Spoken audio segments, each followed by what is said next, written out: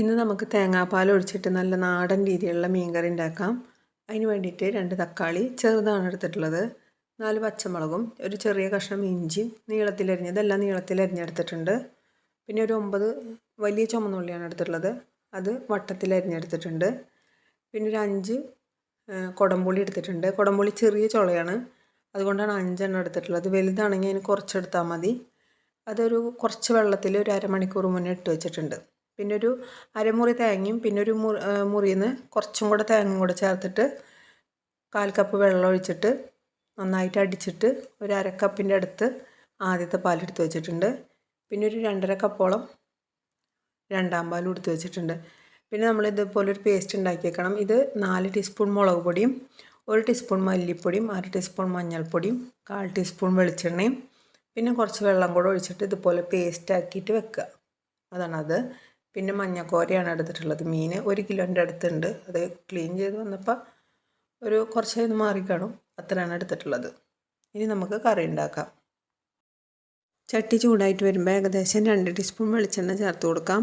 വെളിച്ചെണ്ണ ചൂടായിട്ട് വരുമ്പോൾ ചുമന്നുള്ളി അരിഞ്ഞ് വെച്ച് ചേർത്ത് നന്നായിട്ടൊന്ന് വഴറ്റി കൊടുക്കാം.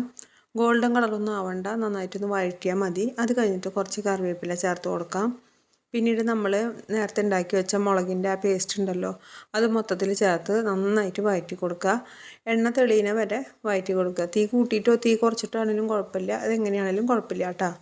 അത് കഴിഞ്ഞ് നമുക്ക് രണ്ടാം പാൽ ചേർത്ത് കൊടുക്കുക. രണ്ടാം പാൽ ചേർത്ത് നന്നായിട്ട് മുളകിൻ്റെ അവിടെയൊക്കെ പറ്റി പിടിച്ചിരിക്കുന്നത് ആ തേങ്ങാപ്പാലിലോട്ട് വീഴുന്ന രീതിയിലാക്കിയിട്ട് നന്നായിട്ട് വെട്ടി തിളയ്ക്കുമ്പോൾ തക്കാളിയും പച്ചമുളകും ഇഞ്ചിയും കുടംപുളിയും ചേർത്ത് കൊടുക്കുക.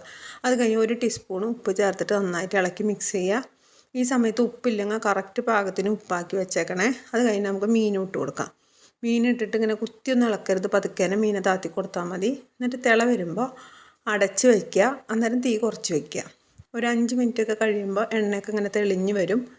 അന്നേരത്ത് ഉപ്പില്ലെങ്കിൽ ഉപ്പിട്ട് കൊടുക്കുക. ഇളക്കി കൊടുക്കരുത്, കയ്യിൽ വെച്ച് ഇളക്കരുത്. കയ്യിൽ വെച്ച് ഇളക്കി കഴിഞ്ഞ് മീൻ പൊടിഞ്ഞു പോവും. ജസ്റ്റ് ചട്ടി ഒന്ന് ഇളക്കിയാൽ മതി. എൻ്റെ ഇപ്പോൾ കറിയിൽ കറക്റ്റ് പാകത്തിനുള്ള ഉപ്പുണ്ട്. ഇനി നമുക്ക് കറി നന്നായിട്ട് തിളച്ച് വറ്റിയൊക്കെ വന്നിട്ടുണ്ട്. അപ്പോൾ ആദ്യത്തെ പാൽ ചേർത്ത് കൊടുക്കുക. ആദ്യത്തെ പാൽ ചേർക്കുമ്പോൾ തീ ഓഫ് ചെയ്തിട്ട് ചേർക്കുക. അത് കഴിഞ്ഞിട്ട് ഇതുപോലെ പതുക്കെ ഒന്ന് ചുറ്റിച്ച് കൊടുത്താൽ മതി. സ്പൂൺ വെച്ചൊന്നും അല്ലെങ്കിൽ കയ്യിൽ വെച്ചൊന്നും ഇളക്കണ്ട കേട്ടോ. അത് കഴിഞ്ഞിട്ട് നമുക്കത് മാറ്റി വെക്കാം.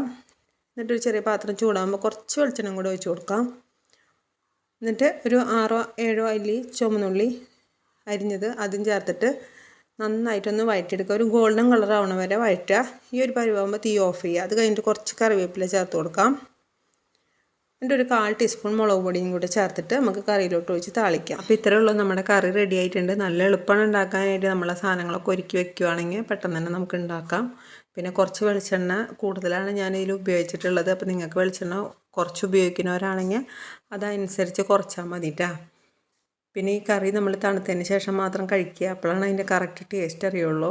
ചൂടോട് കൂടി കഴിക്കുമ്പോൾ ആ ഒരു രുചി നമുക്കറിയാൻ പറ്റില്ല. അത് ഏത് കറിയാണെങ്കിലും അങ്ങനെയാണല്ലോ, ചൂടോടെ നമുക്ക് അത്രയ്ക്ക് അങ്ങോട്ട് ടേസ്റ്റ് അറിയത്തില്ല. പ്രത്യേകിച്ച് മീൻ കറിയൊക്കെ ഉപ്പും പുളിയൊക്കെ ഒന്ന് പിടിക്കണമല്ലോ. ഒരു പപ്പടം കൂടി ഉണ്ടെങ്കിൽ വയറ് നിറച്ച് ചോറുണ്ണാം. അപ്പോൾ ഇഷ്ടപ്പെട്ട എല്ലാവരും ഉണ്ടാക്കി നോക്കണേ.